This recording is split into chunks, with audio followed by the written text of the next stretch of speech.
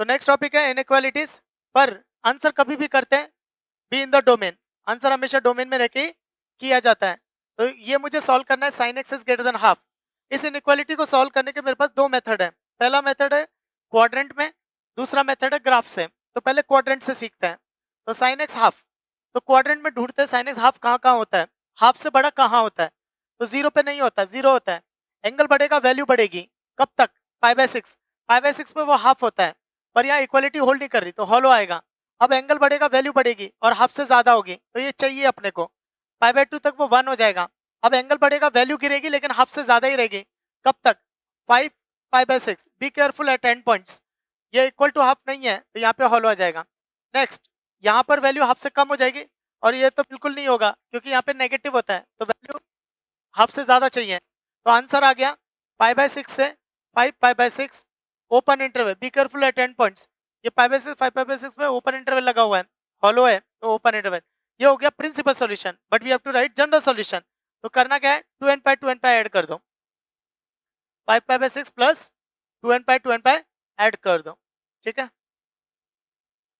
Next, कभी कभी तुम्हें क्वेश्चन में या ऑप्शन में आंसर इस तरह से दिखाई देगा, union where n belongs to integer. तो ये यूनियन क्यों लिखा है, क्योंकि ये एक सेट हो गया, फिर 2 पाई का रोटेशन लगा के फिर से आएगा, वो भी एक सेट है, फिर 2 पाई का रोटेशन लगा के एक और सेट आएगा, वो भी एक सेट है।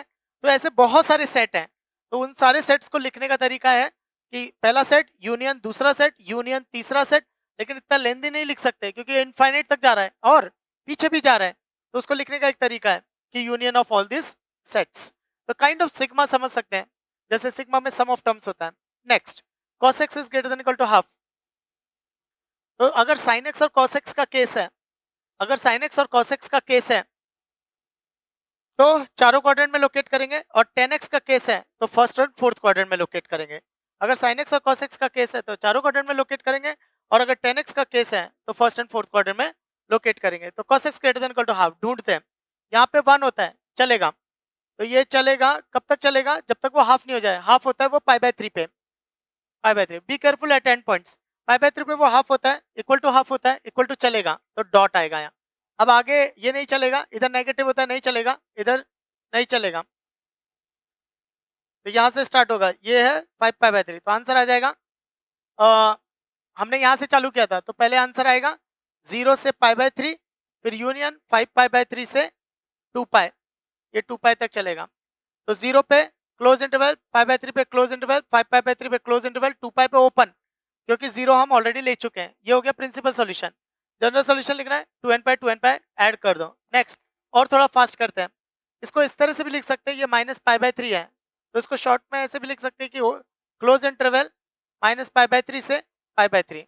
तो ये भी करेक्ट है, लेकिन ये बस प्रिंसिपल सॉल्यूशन नहीं है, पर ये भी जनरल सॉल्यूशन के पॉइंट ऑफ व्यू से करेक्ट है। अच्छा, फिर मैं बोला था दूसरा मेथड ग्राफ। तो ग्राफ से कैसे करते हैं, तो देखो sin x is greater than half, sin x is greater than half, तो ग्राफ से कैसे करते हैं, पहले ग्राफ बना लो। ये sin x का ग्राफ है, इतना काफी है, क्यों, क्योंकि ये पीरियोडिक है, आगे जो बनेगा वो रिपीट ही हो रहा होगा, पीछे जो बन रहा होगा वो भी रिपीट ही हो रहा होता। तो इतना भी काफी है 2 पाई तक। और एक और चीज, ये प्रिंसिपल सॉल्यूशन है। नेक्स्ट, sin x हाफ से बड़ी चाहिए तो पहले हाफ की लाइन ड्रॉ करेंगे, उससे बड़ा चाहिए तो ये वाला पार्ट है। ये वाला पार्ट किस एंगल के लिए आ रहा है, इस एंगल के लिए आ रहा है। ये एंगल कहां से कहां तक है, पाई/6 से 5 पाई/6। तो आंसर हो जाएगा पाई/6 से 5 पाई/6। Be careful at end points, open interval, तो दिस इज द आंसर। लेकिन tan x के केस में फर्स्ट एंड फोर्थ क्वाड्रेंट में लोकेट करेंगे। तो for example tan x is greater than √3। अब ढूंढते हैं tan x √3 से बड़ा कहाँ होता है, √3 कहाँ पे होता है, पाई/3 पे। ये हॉलो क्योंकि नहीं चाहिए, फिर ये कब तक चलेगा, पाई/2 तक, तो ये रहा। तो answer theta is x is equal to x belongs to पाई/3 से पाई/2। लेकिन इसके केस में n पाई ऐड होगा, तो जब जनरल सॉल्यूशन लिखेंगे तो उसके केस में n पाई ऐड होगा, तो इसके केस में n पाई ऐड होगा, एंड चैप्टर इज कंप्लीट।